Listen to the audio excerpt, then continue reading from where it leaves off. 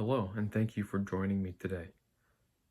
Some of you may remember Christmas morning of 2022 when I published my video about ranking states by winter weather. And although my methodology was a bit shady, it got some love from friends and family. And in fact, Tyler over at Cheech Burrito Cheech Burrito asked me last night to make another video for Christmas morning, so that's basically what I've been doing since then.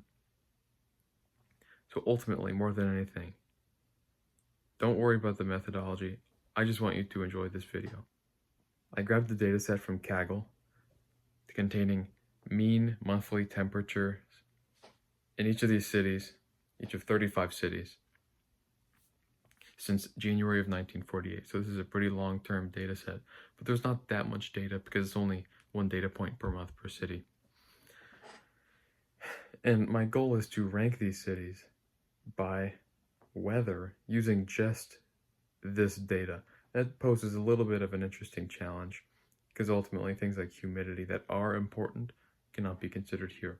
But my goal is to use some baseline for what is considered good weather in this vacuum of the amount of data I have, and then try to rank them relative to this baseline standard. In my opinion, that'd be 72 degrees Fahrenheit. The data's in Celsius, so that converts to about 22.2 degrees Celsius.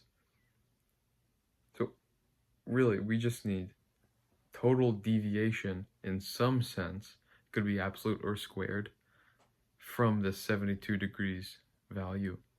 So mean absolute deviation, it is a little bit more interpretable, but there's something it doesn't capture that root mean squared deviation does. So for example, if you have 72 and 80, those are two temperature readings, and you have 68 and 76, they both have a mean absolute deviation from 72 of 4, right? Because on average they differ from 72 by 4. But ultimately, 76 and 68, that's going to have a lower root mean squared deviation from 72 than the 72 and 80 pair. So it rewards being closely around the center as opposed to being lopsided on either side. And that's something I think we should take into consideration if we have that metric available, which we do. But still, as I said, the mean absolute deviation is more interpretable. So after I rank the cities based on this root mean squared deviation metric, we can provide some interpretation for, okay, so if this city is really the best, how different from 72 is it on average on a monthly basis?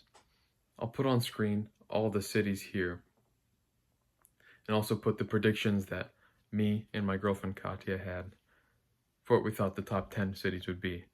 And I encourage you to pause and predict for yourself what you think the top 10 might be. Now getting into the results, I'll put the results on screen in the table form.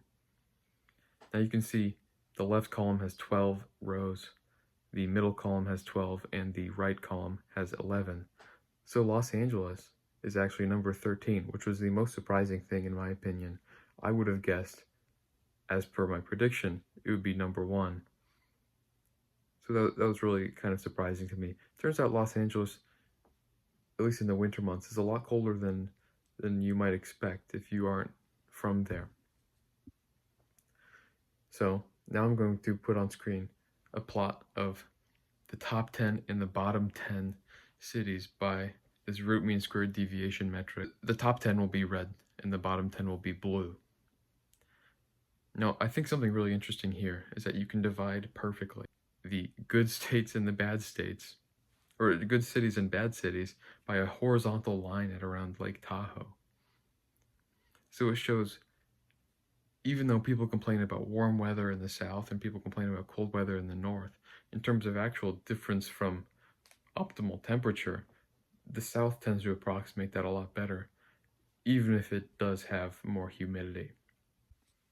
Now I know this video was a bit short and sweet, but I didn't want to waste anyone's time. I just want a nice, brief little treat for your Christmas morning. Now thank you, And everyone have a Merry Christmas and Happy Holidays and whatnot. Hey.